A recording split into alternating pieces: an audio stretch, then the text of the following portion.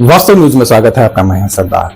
बागलकोट जिला हुनगुन तालुका का अब यहाँ पर कूडल संगम देवालय का एक बहुत बड़ा नाम है और यहाँ पर ना जाने बहुत सारे दूर दूर से भक्त आ जाते हैं। मगर यहाँ पर एक स्कूल है, एक कन्नड़ा स्कूल है, वहाँ पर क्या हाल हो गया है आप आइए देखेंगे। तो ये तो आंदोलन तो करने लग गए हैं। यहाँ पर ना शौचालय ठीक से साफ सुथरा है और ना ही यहाँ पर आसपास साफ सुथरा है और ना गटर ड्रेनेज ना साफ सुथरा है, ना ही कुछ भी नहीं है। तो यहाँ पर आखिर गरीब और किसानों के बच्चे कैसे पढ़ लिख सकते हैं? ताकि इसलिए नहीं पढ़ लिख सकते ताकि जल्दी शाने नहीं हो सकते।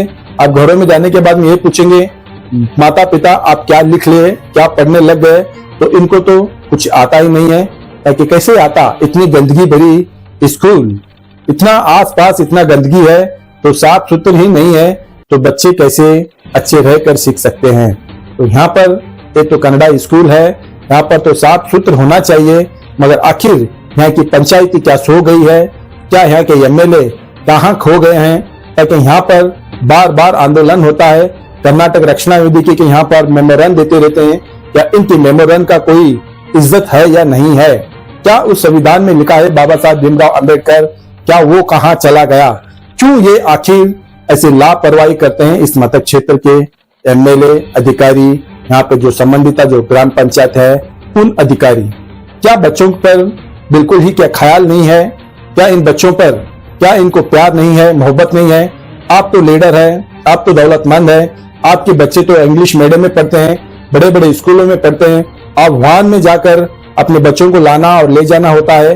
गरीब बच्चे बिना ही पैदल ही आते रहते हैं, बिना वाहन के। और किसी के पैरों में हमने देखा है जूते भी नहीं होते, मगर दूर दूर से यहाँ से वहां से स्कूल को आकर पढ़ते हैं। मगर बदनसीबी की बात यही है, इस पर राजनीति के लोगों की लापरवाही, संबंधित अधिकारियों की लापरवाही। अब इस लापरवाही पर यहाँ पर एक संगठन किस तरह से आंदोलन कर रहा है और हमारे रिपोर्टर वहां पर जाकर खुद तहकीकात कर चुके हैं। ताकि यहाँ पर कोई साफ सुथरा नहीं है, ना ही शौचालय है, ना यहाँ पर स्कूल के आसपास, ना स्कूल में। तो यहाँ पर एक आरोप करते हैं तो एक संगठन तो किस तरह से यहाँ पर आरोप होने लग गया है, तो आइए देखेंगे एक रिपोर्ट में।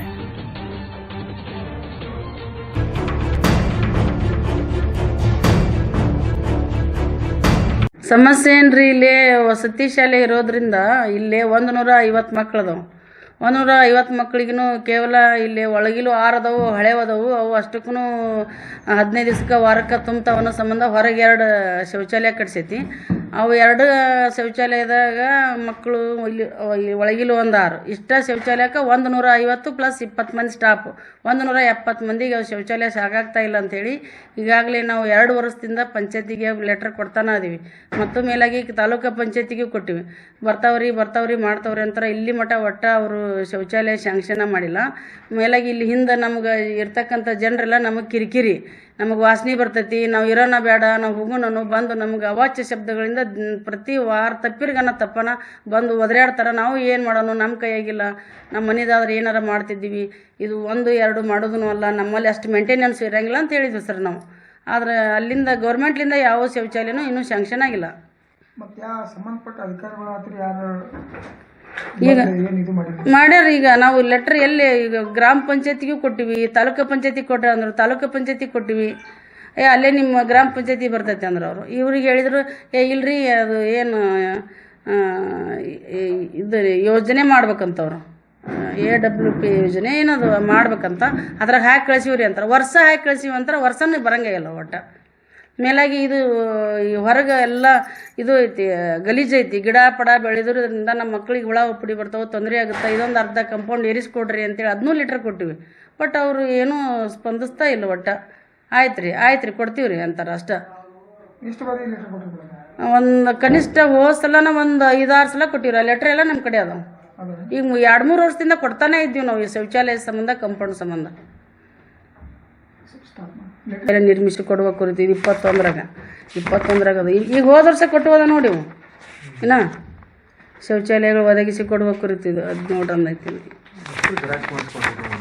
2000 ಇವು ಬೇಡ, ಈಗ ಹೋದ ವರ್ಷ ಫೈಲ್ ತೆಗಿಬೇ.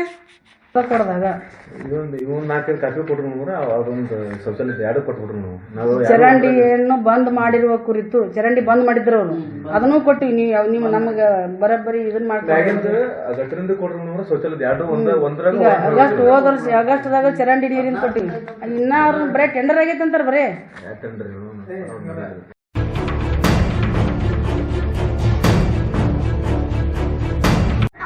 ನಾನು ಕರ್ನಾಟಕ ರಕ್ಷಣಾ ವೇದಿಕೆ ರೈತ ಘಟಕ ಅಧ್ಯಕ್ಷನಾದ ಕುರುಡಲ ಸಂಗಮ ಇಲ್ಲಿ ನಮ್ಮ ಕಸ್ತೂರ್ಬಾ ಬಾಲಕಿ ವಸತಿ ವಿದ್ಯಾಲಯದಲ್ಲಿ ಆದಂಥ ಪ್ರತಿಯೊಂದು ತೊಂದರೆಗಳದಾವ ಇಲ್ಲಿ ಇನ್ನೊಂದು ಏನು ಹೇಳ್ಬೇಕಂದ್ರೆ ಶೌಚಾಲಯ ಇಲ್ಲ ಇಲ್ಲಿ ಇರ್ತಕ್ಕಂಥದ್ದು ಮಕ್ಕಳು 150-20 ಮಂದಿ ಶಿಕ್ಷಕರ ಸ್ಟಾಫ್ ಯಾವುದೇ ರೀತಿಯಾದಂಥ ತೊಂದರೆಗಳಂದ್ರೆ ಯಾವ ಥರ ಇದಾವೆ ಅಂತಂದರೆ ಟಾಯ್ಲೆಟ್ ಮೇನ್ ಬೇಕಾಗಿರೋ ಟಾಯ್ಲೆಟು ಮತ್ತು ನೀರಿನ ತೊಂದರೆ ಭಾಳ ಇದಾವೆ. ಇದೊಂದು 2016ರಿಂದ ಪ್ರತಿ ಕೊಟ್ಕೊಂತ ಹೋಗ್ತಾ ಇದ್ದಾರೆ ಪಂಚಾಯತಿಗೆ.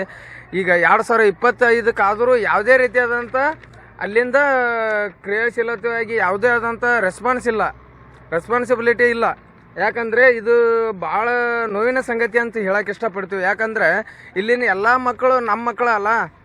ಯಾಕಂದ್ರೆ ಎಲ್ಲೋ ಊರಿಂದ ಬಂದು ಇಲ್ಲಿ ವಸತಿ ಒಳಗೆ ಓದ್ತಾ ಇದ್ದಾರೆ ಅಂದರೆ ಮಕ್ಕಳಿಗೆ ಯಾವುದೇ ರೀತಿಯಾದಂಥ ಮೂಲ ಸೌಲಭ್ಯಗಳು ದೊರಕುತ್ತಾ ಇಲ್ಲ. ಅದಂಥ ರೀತಿ ನಾವು PDO ಸಾಹೇಬರಿಗೂ ಇನ್ನು ಈ ಕೆಲಸವನ್ನು ಮಾಡದೇ ಹೋದರೆ ಮುಂದೆ ಬರುವ ಒಂದು ಸಮಯದೊಳಗೆ ಮುನ್ನೆಚ್ಚರಿಕೆಗಿಂತ ಉಗ್ರವಾದ ಹೋರಾಟವನ್ನು ಮಾಡಲಿಕ್ಕೆ ಹೆಮ್ಮೆ ಪಡ್ತೇವೆ. ಅದೇ ರೀತಿ ಆದಷ್ಟು ಬೇಗ ಇಲ್ಲಿ ಆಗ್ತಾ ಇರೋ ಪ್ರತಿಯೊಂದು ಮೂಲಭೂತ ಸೌಕರ್ಯಗಳು ಒದಗಲೇಬೇಕು ಮಕ್ಕಳಿಗೆ. ಇಲ್ಲಾಂದರೆ ಬಹಳ ತೊಂದರೆ ಒಳಗೆ ಇಲ್ಲಿ ನಡೆಯುತ್ತಾ ಇರುವಂಥ ಕೆಲಸ ಆದಷ್ಟು ಬೇಗ ನಡಿಬೇಕು ಅಂತೇಳಿ ನಾ ಹೇಳಕ್ಕೆ ಇಷ್ಟಪಡ್ತೇನೆ.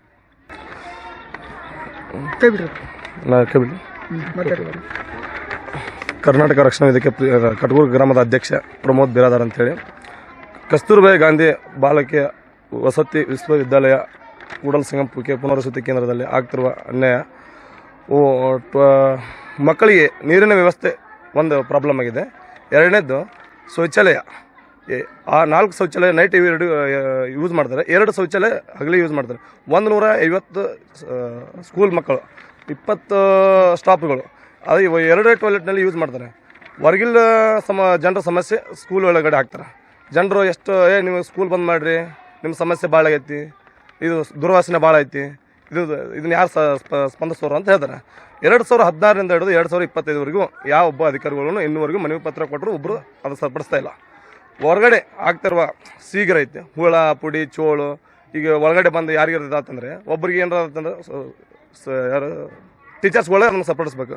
ಯಾರು ಅಧಿಕಾರಿಗಳು ಯಾರು ಬರಲ್ಲ. ತಮ್ಮ MLA ಮಕ್ಕಳುಗಳು ದೂರಿಂದ ಕಲಿತಾರೆ. ಅವ್ರಿಗೆ ಒಂದು ಮುಳ್ಳು ಚುಚ್ಚಿದ್ರು ಕೂಡ ಅವ್ರನ್ನ ದವಾಖಾನೆ ತೊಗೊಂಡಷ್ಟು ವ್ಯವಸ್ಥೆ ಐತಿ. ಇಲ್ಲಿ ಒಂದು ಸೊಳ್ಳೆ ಕಡಿದ್ರು ಯಾರಿಗೆ ಕೇಳ್ತಾ ಇಲ್ಲ.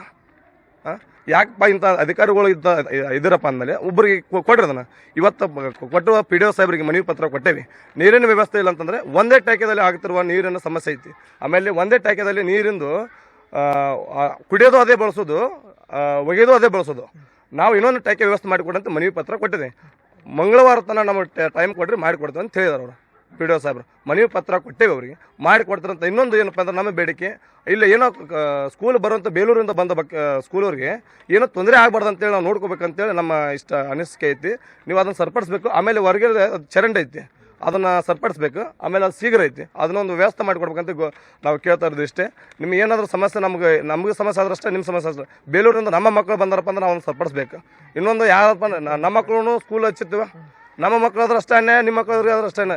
ಈಗ ಅವರು ಸ್ಕೂಲ್ ಟೀಚರ್ ಹೇಳ್ತಾರೆ, ನಾವಿಲ್ಲ ಮೇಡಮ್ ಅವ್ರ ನಾವು ಬೇರೆ ಕಡೆ ಹೋಗ್ತೇವೆ, ನಮಗೆ ಇದು ಕೊಡ್ರಿ, TC ಕೊಡ್ರಿ ಅಂತ ಅವ್ರ ಮನೆ ಪತ್ರ ಅವ್ರ ತಂದೆ ತಾವ್ರು ಕೇಳತ್ತಾರೆ. ಇಲ್ಲ ನಾವು ಇನ್ನೂ ಸ್ವಲ್ಪ ವ್ಯವಸ್ಥೆ ಮಾಡ್ತೀವಿ, ಪಂಚಾಯತ್ಲಿಂದ ಲೆಟರ್ ಕೊಡ್ತೀವಿ, ಕರ್ನಾಟಕದಿಂದ ಅಧ್ಯಕ್ಷರ ಇಲ್ಲೆಲ್ಲ ಕೊಡ್ತೀವಿ ಅಂತೇಳಿ ನಾವು ಬೇಡಿಕೆ ಇವತ್ತು ಕೊಟ್ಟು ಬಂದೀವಿ. ಯಾಕೆ ಇನ್ನು ಮುಂದೆ ಇದು ಆಗಬಾರ್ದಂತೆ, ಮುಂದೆ ಉಗ್ರ ಹೋರಾಟ ನಡೆಸಬಾರ್ದು ಅಂತೇಳಿ ನಾವು ಇಷ್ಟು ಮನವಿ ಪತ್ರಕ್ಕೆ ಕೊಡತ್ತೀವಿ. ನಮಗೇನು ಸಮಸ್ಯೆ ಐತಿ ಇಷ್ಟೇ, ಇನ್ನೊಂದು ಸ್ವಲ್ಪ ಕಂಪೌಂಡ್ ಹೈಟಿಗೆ ಕೊಡ್ಬೇಕಂತೇಳಿ ನಾವು ಇಷ್ಟು ಕೇಳತ್ತೀವಿ. ಕಂಪೌಂಡ್ ಹೈಟಿಗೆ ಕೊಡ್ರಿ, ಸೈಡ್ ಸುತ್ತಲೂ ಶೀಘ್ರ ಐತಿ, ಹುಳ ಪುಡಿ ಬರ್ತಾವೆ, ಅದು ತೊಂದರೆ ಆಗಬಾರ್ದು ಅಂತೇಳಿ ಮಕ್ಕಳಿಗೆ ನಾವು ಇಷ್ಟು ಕೇಳಾಗತ್ತೆ. ನಿಮ್ಮ ಕಡೆಯಿಂದ ನಿಮ್ಮ ಕೈ ಮುಗಿದು ಹೇಳ್ತೇವೆ, ನಾವು ಏನೋ ತೊಂದರೆ ಆಗಬಾರ್ದು ಮಾಡಿಕೊಡ್ಬಾರ್ದು ಅಂತೇಳಿ ನಾವು ಇಷ್ಟು ಮನವಿ ಪತ್ರ ನಾವು ಸಲ್ಲಿಸ್ತೇವೆ.